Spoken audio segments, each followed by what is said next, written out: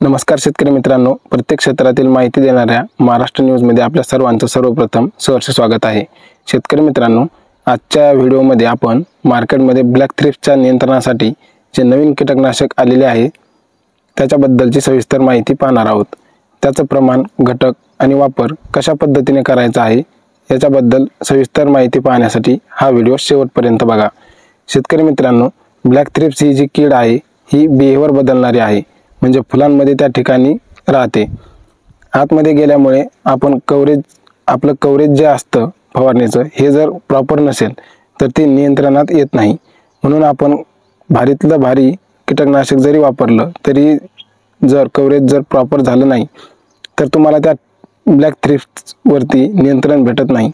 त्याच्यामुळे शक्यतो STP pump किंवा पेट्रोल पंपाच्या जर सहाय्याने तुम्ही फवारणी केली तर कव्हरेज चांगला भेटेल आणि कीटकनाशक त्या किडापर्यंत जाईल आणि त्वरित नियंत्रण भेटेल।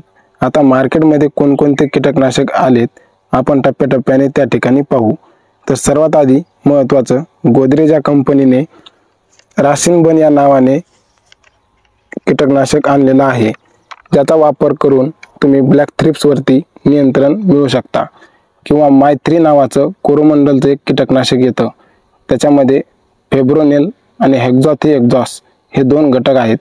त्याच्यासोबत एखादं कोळीनाशक किंवा फेंडॉल हे कीटकनाशक मिक्स करून जर फवारणी केली तर 100% तुम्हाला ब्लॅक थ्रिप्स वरती नियंत्रण मिळवणार आहे।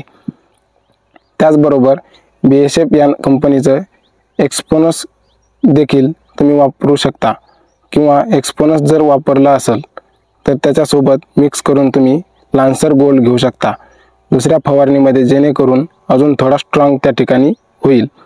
म्हणजे BASFचं एक्सपोनस प्लस लान्सर गोल्ड या दोन्हीचं एकत्रित करून तुम्ही फवारणी करू शकता।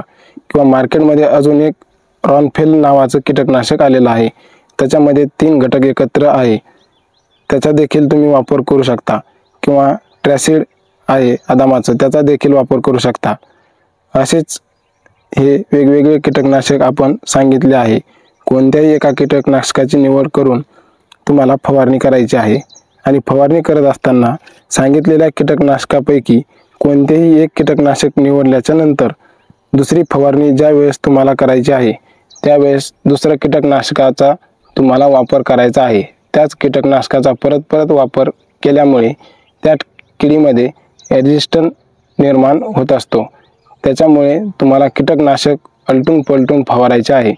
शेतकरी मित्रांनो, व्हिडिओ जर आवडला असेल तर जास्तीत जास्त शेतकऱ्यांपर्यंत शेअर नक्की करा, जेणेकरून इतर शेतकऱ्यांना देखील त्याचा फायदा होईल।